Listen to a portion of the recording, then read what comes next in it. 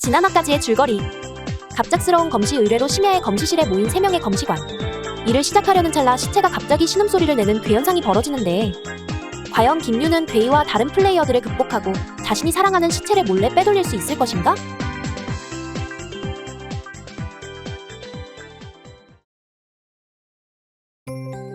메인 페이지에서는 기본적으로 조사 판정, 감정 판정, 그리고 회복 판정을 할 수 있습니다. 그럼 1사이클 시작인데 먼저 하고 싶으신 분? 시체에 대해 조사하고 싶은데 제가 먼저 가봐도 될까요? 반대 의견 없는 듯하니 김윤부터 시작하겠습니다. 이기욱으로 심야의 검시실 장면표를 굴려주세요. 갑자기 내선 전화가 울리길래 받아봤더니 곧바로 끊어졌다. 우리 말고는 전부 퇴근했을 텐데. 어라, 내선 전화? 건물 안에 사람은 없을 텐데요? 아까부터 소리를 내면 안 되는 것들이 자꾸 소리를 내네요. 시체도, 전화도. 그러게요. 하하. 그런데 마스터, 시체는 NPC로 취급하나요? 아니요, 그냥 배경입니다. 시체에 대한 정보를 얻고 싶은 거라면 검안 절차를 진행해주세요. 네넵. 그리고 이 시체, 이미지가 따로 없는데 어떻게 생겼나요? 30살 전후 정도의 여성이고요. 웨이브펌이 깔끔하게 잡힌 단발머리와 살짝 차가워 보이는 눈매가 매력적인 이지적인 인상의 미인입니다. 호. 이 시체분 외모가 꽤 반반하시네요. 어떤 이유로 죽게 되셨는지가 참 궁금해집니다. 이렇게 외모를 감상하며 관능으로 시체 검안의 비밀을 조사할게요. 시체를 관능으로 조사한다니 이거 괜찮은가? 이래도 괜찮은가? 정말 여미새 캐릭터다. 뒤틀린 여미새. 아니야. 그냥 가진 특기 중에 관능이 있어서. 아니긴 뭐가 아니야. 시체를 관능적으로 조사한 김유는 핸드아웃 시체 검안의 비밀을 획득합니다. 원래는 DM으로 몰래 보내드려야 하지만 공개 정보인가요? 정확히는 확산 정보라고 합니다.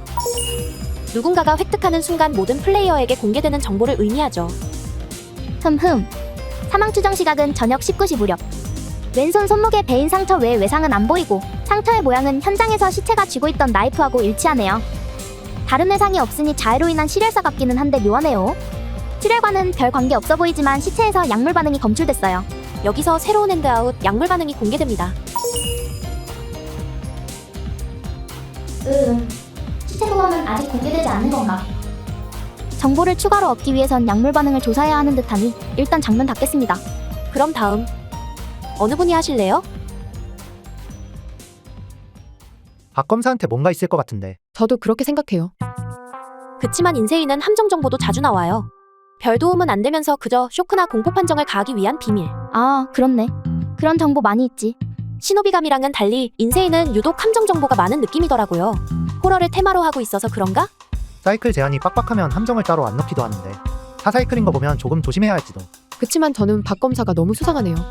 제 장면에서 박 검사의 비밀을 조사해보겠습니다. 감식반에서 보내준 자료 사진에 이상한 게 섞여 있다. 시체가 고통으로 일그러진 표정을 띄우고 있는 사진.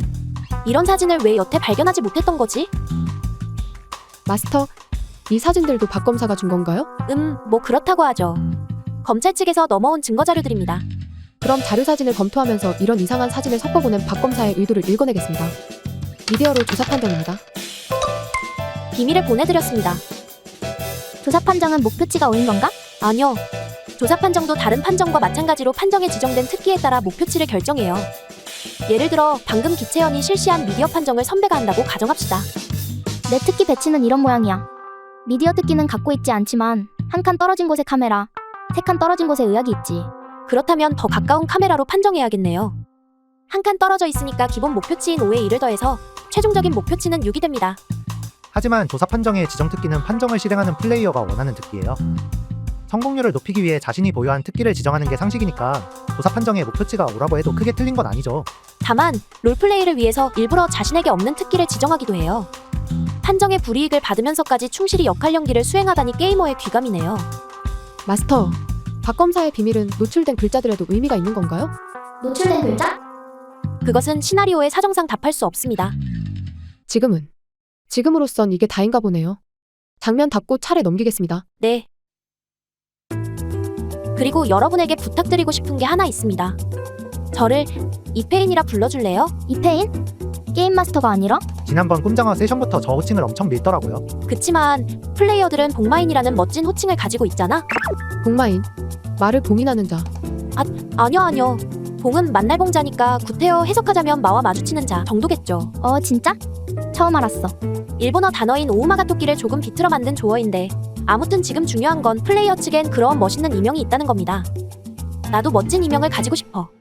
그러니 세션에 입회하여 플레이어들의 결말을 바라본다는 의미에서 나를 입회인이라 불러주지 않겠니? 알겠어요, 마스터. 내 얘기를 듣지 않는군요. 아무튼 이제 1사이클의 마지막 장면입니다. 대장면에는 3명 모두 등장시키겠습니다. 아까 나온 거네.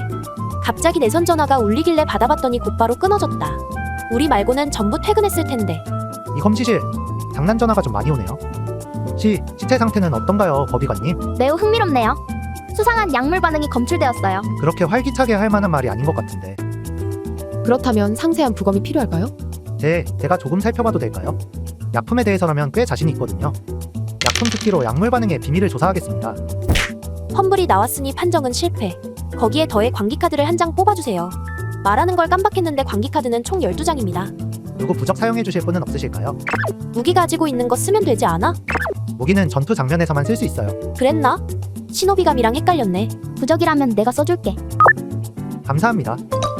그리고 감사합니다. 약물 반응의 비밀 역시 확산 정보입니다. 아, 또 새로운 핸드아웃이. 핸드아웃이 끊임없이 나오네. 역시 이 사람 뭔가 약물을 했어요.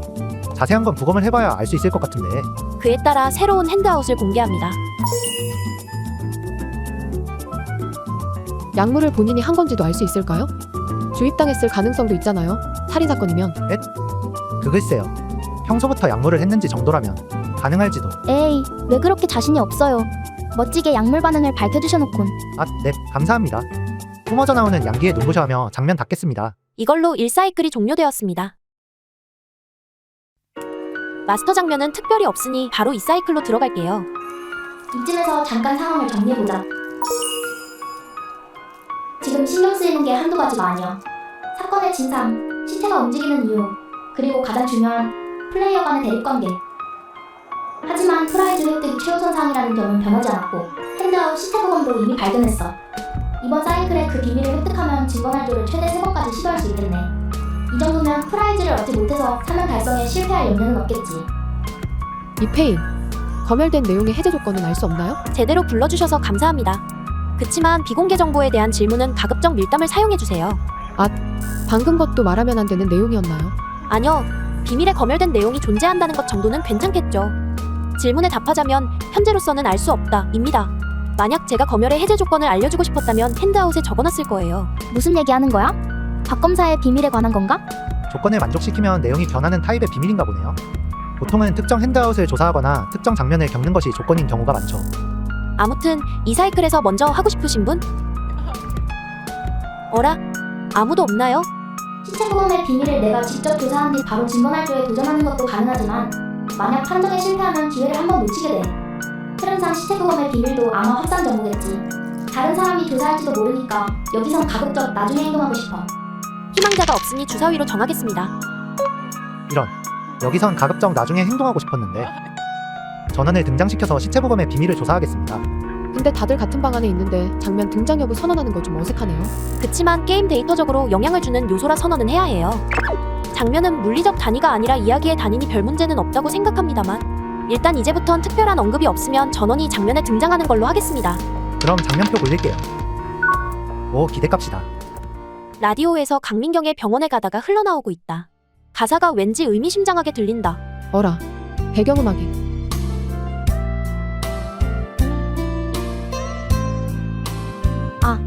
내가 직접 노래하는 시스템인 거야?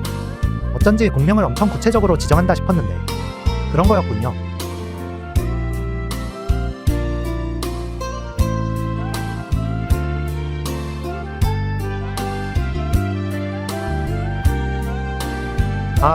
가사 나오는 타이밍이 참 절묘하네요. 그러게요. 마치 시체가 말을 거는 것 같아요. 그런데 노래 부르는 가수 누굴까요? 엄청 못 부르네. 노래 가사를 따라 부르며 의학으로 시체를 부검하겠습니다.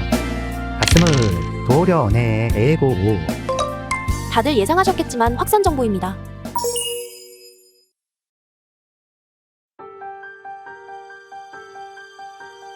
쇼크가 있네.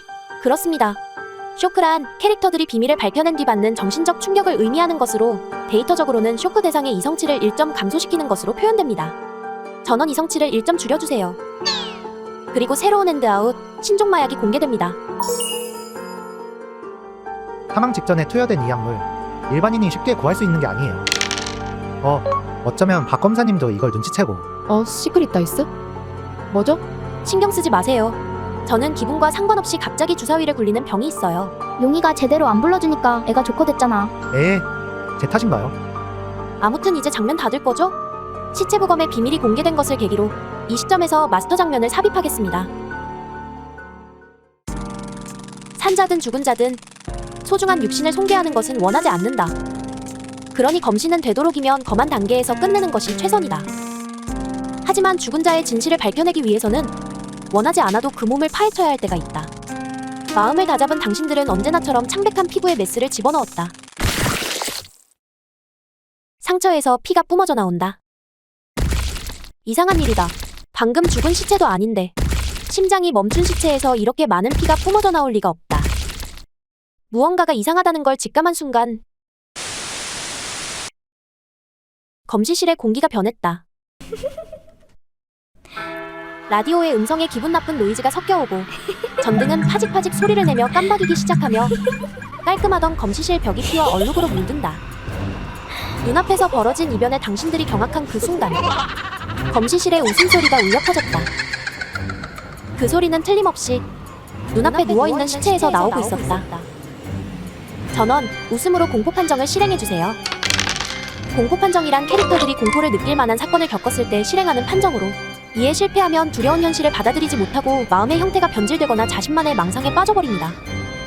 과학적 설명 이제 와서 못 쓰지? 저도 있었는데 깜빡했네요. 이미 판정 결과가 나왔는데 사용하는 건 좀. 다음 공포 판정부터 잘 챙기기로 하죠. 이용이는 광기카드를 한 장 뽑아주세요. 안 들려. 전엔 아무것도 못 들었는데요. 무슨 웃음소리가 들린다는 건지 모르겠는데요. 광기란 캐릭터가 끌어안은 정신적인 문제로 현재화되기 전에는 아무런 효과도 존재하지 않습니다. 하지만 카드마다 설정된 트리거가 충족되면 즉시 현재화에서 다양한 효과를 발휘하니까 각 플레이어는 자신이 가진 광기의 트리거를 잘 챙겨주세요. 이 정도 트리거면 어떻게 잘 피할 수 있을지도. 이상으로 마스터 장면을 종료합니다. 소름 끼치는 웃음소리와 함께 완전히 변해버린 검시실.